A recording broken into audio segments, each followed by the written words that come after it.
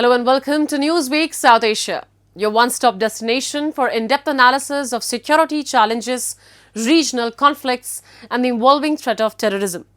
Let's take a look at the headlines first. India and Israel pledge deeper cooperation to combat radical terror.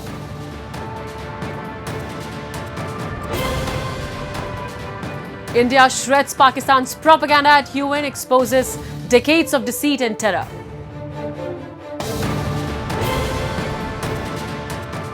And humanitarian crisis deepens after deadly quakes in northern Afghanistan.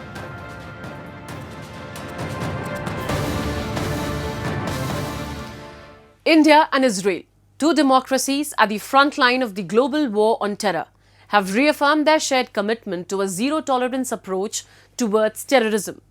During Israeli Foreign Minister Gideon Saar's visit to New Delhi, both countries pledged to deepen their strategic partnership, enhance intelligence sharing, and strengthen joint efforts against radical terror groups that threaten regional stability from South Asia to the Middle East.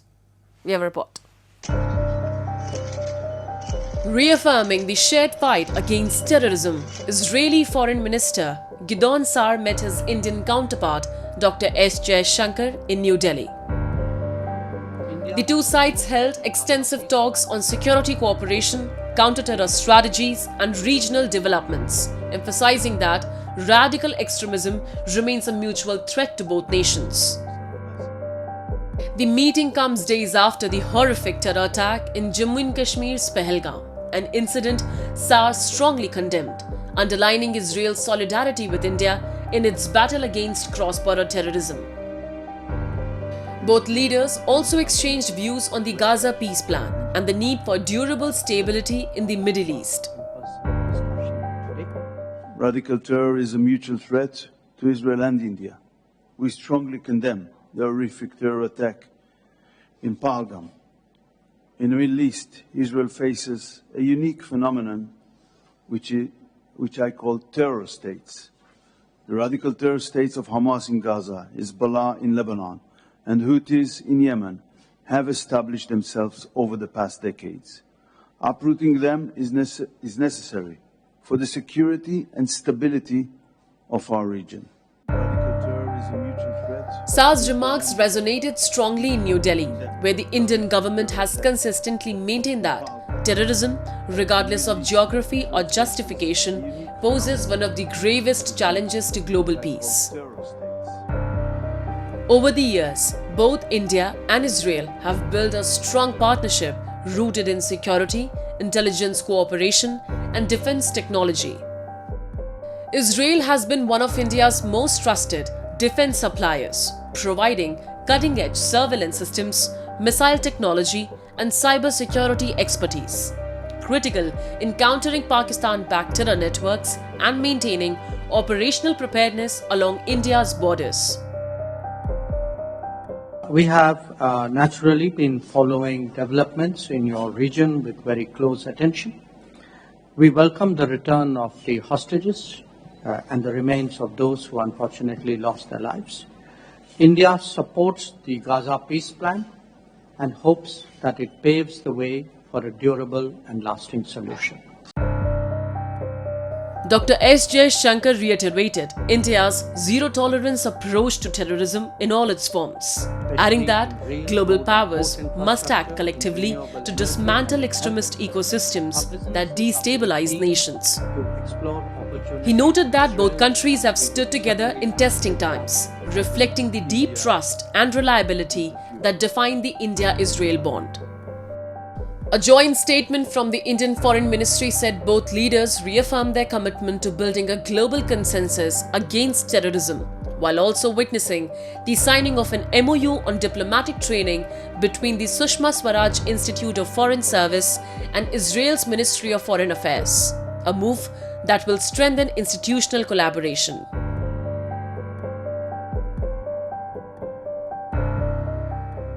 We have created a relationship with a very high degree of trust and of reliability. Our two nations face a particular challenge from terrorism. It is essential that we work towards ensuring a global approach of zero tolerance towards terrorism in all its forms and manifestations. The visit also touched on strategic connectivity projects, such as the India-Middle East-Europe Economic Corridor, which seeks to create an alternative trade and energy route linking Asia with Europe, a vision both India and Israel view as vital for regional stability and economic resilience.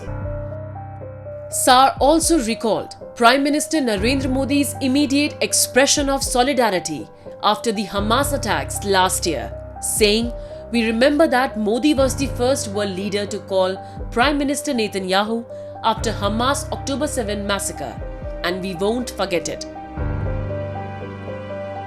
With rising terror threats across Asia and the Middle East, from Hamas and Hezbollah to Pakistan-backed proxies in Kashmir, the India-Israel partnership has evolved into a robust security alliance.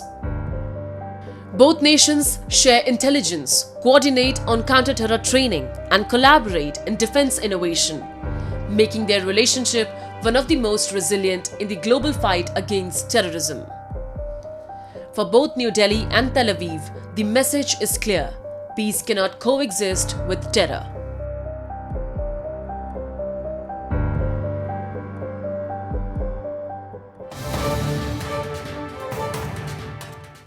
At the United Nations, India has delivered yet another firm message to Pakistan. Truth cannot be buried under propaganda.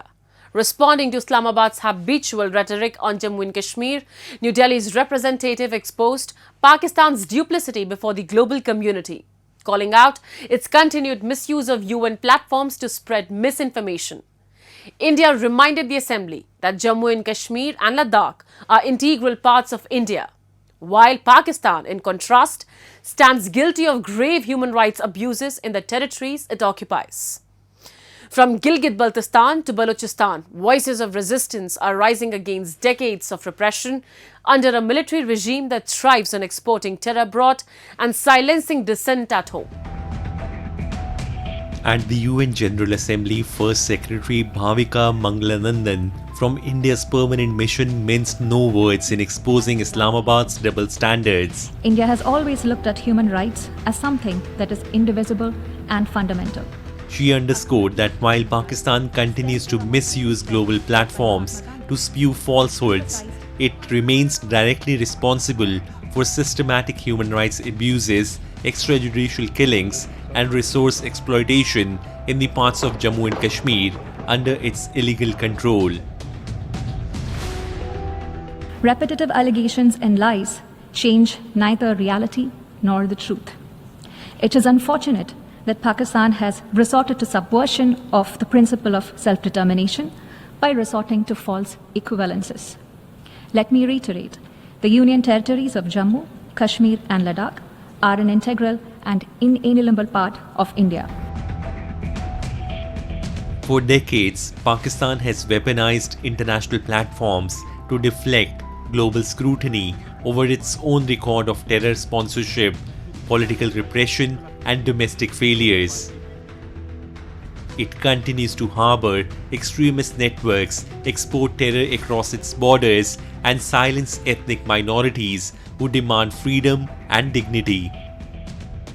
From Balochistan to Gilgit-Baltistan, Islamabad's heavy-handed tactics have crushed dissent, while its leaders conveniently use the UN stage to divert attention from their own failing state and collapsing economy.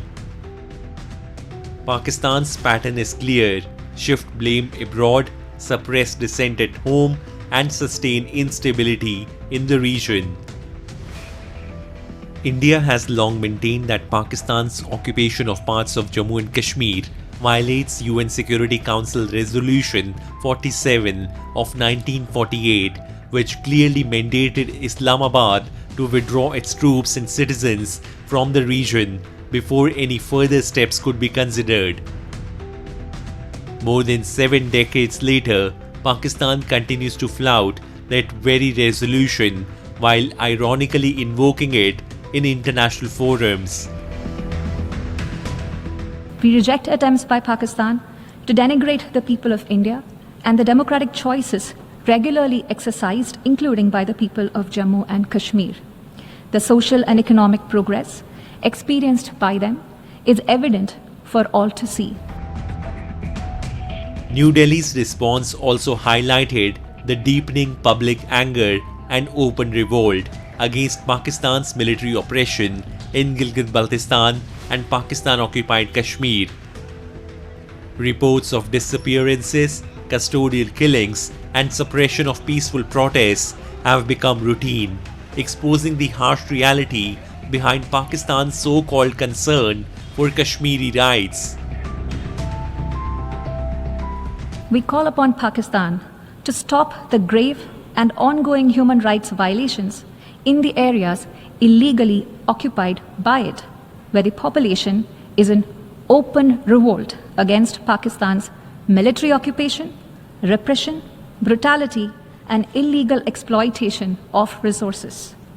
In the last few weeks alone, the occupying Pakistani forces and their proxies have killed many innocent civilians who were agitating for their basic rights and freedoms.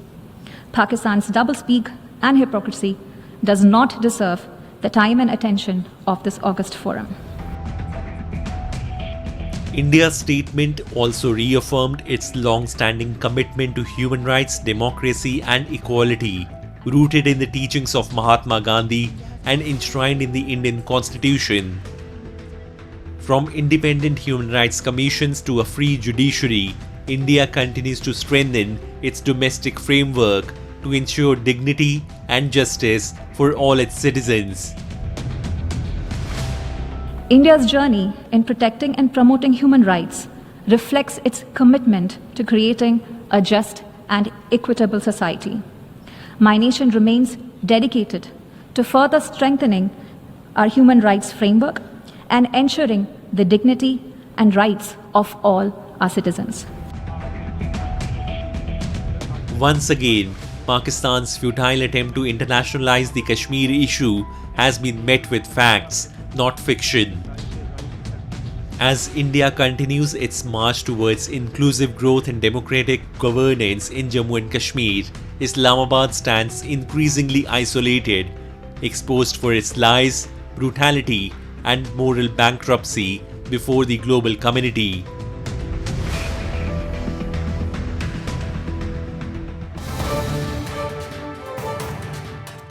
In northern Afghanistan, another humanitarian tragedy is unfolding. A powerful 6.3 magnitude earthquake has struck the region, killing at least 20 people and injuring hundreds. Entire villages have been flattened, and even the centuries-old Blue Mosque in Mazar-e-Sharif has suffered severe damage. The disaster comes as the Taliban administration grapples with mounting crisis, economic collapse, international isolation, and a growing exodus of refugees. Our report. The tremor struck early, November 3rd morning, near the northern city of Mazar-e-Sharif, shaking Afghanistan's fragile landscape and leaving widespread destruction across Samangan and Balkh provinces. Entire families have been buried beneath collapsed homes. Local residents, armed with little more than shovels and bare hands, have been working tirelessly to find survivors.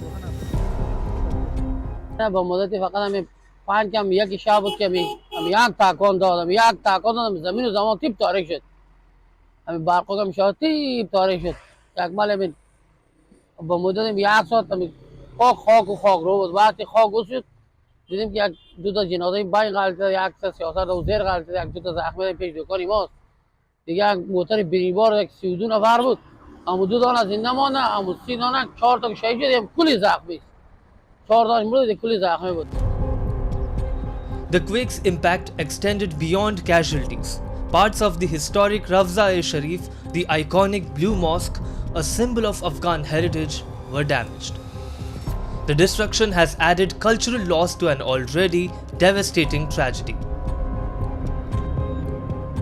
اون شب رخ داد با واقعا یک زلزله بسیار شدید بود در طول 50 سال عمر خود ما رقم زلزله ندیده بودم و بسیار خسارات به مردم مسکین بیچاره اهالی بلخ سمنگان و خلم به بار آورده و همچنان روضه شریف که شما میبینید نمادی از شهر مزار شریف است که بسیار آسیب جدی در هر قسمتی از مناره‌اش و گنبدهای روضه شریف رسانیده شده توسط زلزله. For the survivors, life is now a desperate struggle. With winter setting in, temperatures are plunging and many families remain without food, shelter or medical care. The Taliban's response has been limited, with little access to international relief amid sanctions and dwindling foreign aid. تقریبا 2 شب پیش یا 3 شب پیش بود نیمه شب زلزله بسیار شدید به وقوع پیوست که در جریان زلزله یعنی قسمی که شما مشاهده میکنین امی اولیای ما مکمل اتاقای ما زیر آوار رفت و هیچ چیز هم تا هنوز نتونستیم از زیر آوار بیرون بکنیم. خطری نیز وجود داره که زمستان است، بسیار هوا سرد است، طفلای ما یک تعدادش میال از طرف شب بسیار تب شدید داره به خاطر همین 2 شب میشه بسیار سردی است، طفلا سرد شده دیگه جایی بر رفتن نداریم، تمام حولی از بین رفت، حتی زمین ازی هم دیگه قابل استفاده نیست، این زمینی که چون شما میبینین مکمل ترکیده و رفته. The disaster is the latest challenge for war-torn Afghanistan's Taliban administration, already grappling with crisis, including an August quake that killed thousands, a sharp drop in foreign aid, and mass deportations of Afghan refugees by neighboring countries. More than 2,200 people were killed and thousands more injured after a quake and strong aftershocks in the southeast of the war-shattered Islamic country at the end of August. The World Health Organization has appealed for $4 million in emergency aid to provide shelter, medicine, and food, but humanitarian agencies say help is slow to arrive. For many Afghans, this tragedy comes on top of an unending series of crises: poverty, drought, floods, and mass deportations of refugees from neighboring countries. دیگه جایی نداریم، مکتبا پر داریم، اینجا مشکلات داریم، زندگی در خانه شکست کردیم، تلفکار نگاه کردیم، اینجا شدیم، یعنی چاپ شدن معلوم نیست که روز بارش شد پکر صبح میشه نه دیگه، کفو کو برافون خانه که فرو میره، همه شکست کرده. Afghanistan's geography makes it one of the world's most quake-prone regions. Sitting at the junction of the Eurasian and Indian tectonic plates, the country frequently experiences tremors that cause devastating landslides and structural collapse. Studies show Afghanistan has witnessed at least 355 earthquakes above magnitude 5 since 1990, with an average annual death toll of over 560 people. This latest disaster underscores a grim reality. Afghanistan is a nation trapped in recurring tragedy. Natural disasters continue to expose the fragility of the governance and the absence of international support. For millions of Afghans, survival now depends on whether the world still remembers them amid shifting global crises.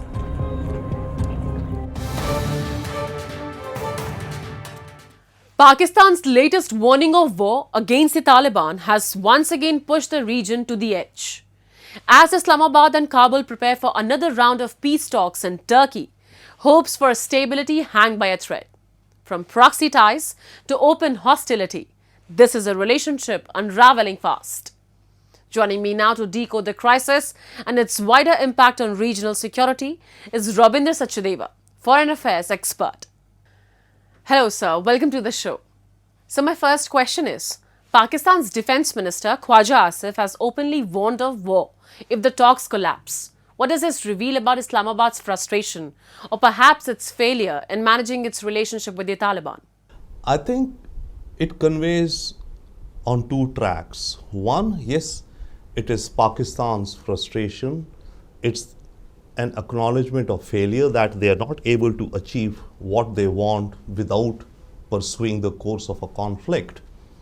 But the bigger game which I see is that Pakistan is escalating the rhetoric and to some extent the conflict in order to bring it to a certain point where, if needed, Donald Trump could intervene and help broker a ceasefire or a peace accord. Pakistan is preparing the grounds for the 10th or 11th peace accord that Trump could enable between Pakistan and Afghanistan. I see that as a bigger game in parallel. So do you see Asif's war talk as genuine intent or political posturing meant to pressure Kabul before the negotiations? See, Pakistan cannot afford to go to a war, quote unquote war. What do they mean by a war? Do they mean they'll send thousands of Pakistan army into Afghanistan? So I don't see chances of war. But yes, it could be conflict escalation, more airstrikes, border conflicts, etc. As I mentioned earlier, Pakistan is going to push the envelope on rhetoric and also perhaps on the ground, because Pakistan sees this as an opportunity, in fact a golden opportunity, given the geopolitical context in which it is today, wherein it has, carved away inside the US administration and in its good books.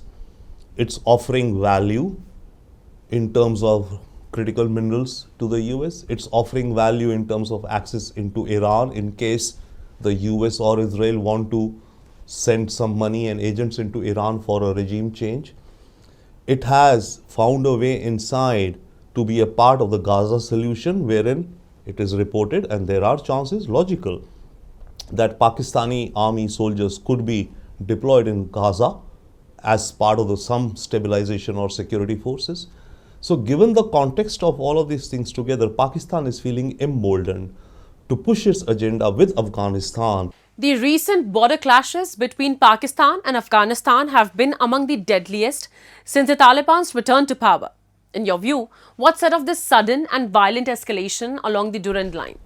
I think the sudden escalation, to my mind, is partially or to a good extent driven by the fact that Pakistan is feeling emboldened in its relationships with the United States. In terms of the geopolitical pieces, as we just discussed, critical minerals, and be it the Iran border, be it the cryptocurrency deal with Trump's family, the Gaza conflict being part of a solution there. In the background of all these developments, I think Pakistan feels emboldened. So the sudden escalation is, I think, a result of these other factors due to which Pakistan thinks that, okay, this in any case is a conflict or a dispute which has been ongoing since ages between Pakistan and Afghanistan. And also one more, yes, the fencing of the border. Pakistan started the fencing of the border, so that has also, led to an escalation in the hard positions of both sides. But the bigger reason I see Pakistan escalated now is because of these other geopolitical factors with regards to the United States, due to which Pakistan feels it's the right time to take advantage of the advantageous position in which it sees itself with respect to the United States. Islamabad insists its operations target TTP sanctuaries inside Afghanistan, while Kabul accuses Pakistan of violating its sovereignty through unprovoked strikes. From your perspective, where does the truth lie between these competing claims? The TTP has bases in Afghanistan. Yes, and TTP is attacking Pakistan, of that there's no doubt, is calling for separatism or even a radical, more Sharia Islam in the country, right? So Pakistan is definitely, looking at those. But on the other hand, the Taliban is in a certain situation, because for Taliban, the TTP, they are ideological siblings. They fought together, right, against the Americans. And also across the border between Pakistan and Afghanistan, the TTP people and the Taliban, they have families, they have relationships, they're married into each other, clans and all. So it's a very deeply intertwined relationship between Taliban and the TTP. So Taliban would not be in a position, would not want to take action against the TTP due to a multitude of reasons. And herein Pakistan feels and says that, and yes, there is a fact to it, that TTP is causing damage and causing violence inside Pakistan. So the truth lies in between the two, I would say. Pakistan's once celebrated the Taliban's return to power. How did that strategic victory turn into a diplomatic disaster within just 3 years? I think Pakistan celebrated Taliban's victory assuming and presuming that Taliban would be a pawn in terms of what Pakistan would want or would desire Afghanistan to behave as, or the Taliban. The Taliban has proven to be much more independent streak. The Taliban it's a nationalism which Taliban is working on, right? And of course, the boundary dispute which has been ongoing, and it's not only because of Taliban, this boundary dispute, the Durand line between Pakistan and Afghanistan, has been ever since the founding of Pakistan itself, in a way you could say, right? So be it whichever regimes in Afghanistan, they have not accepted the Durand line. So that has been a factor all along. If these peace talks fail, what kind of escalation should the region brace for? A limited border war or a prolonged insurgency across both sides? Yeah, if these peace talks fail, then of course the region would see perhaps more border conflicts, maybe more hot chases by Pakistan across the border, which the Taliban would, of course, defend themselves and not allow a foreign nation's army to be, or, agents to be entering into their territory. So border escalations, yes. Airstrikes, yes. Not a war, but we do see some of this, and also we could see some kind of surgical strikes, quote unquote, right? That Pakistan may say, okay, these are the identified bases of the TTP, we are out to destroy them. So we could see, if these peace talks fail, we could see a bunch of these kind of things happening. Thank you so much for giving us your time, sir. And with that, we come to the end of this edition of Newsweek South Asia. We'll be back next week with more news, views and analysis from the subcontinent. Meanwhile, do keep writing to us at nwsa@anin.com. This is Shivangi Mishra signing off on behalf of the entire team of Newsweek South Asia. Goodbye and take care.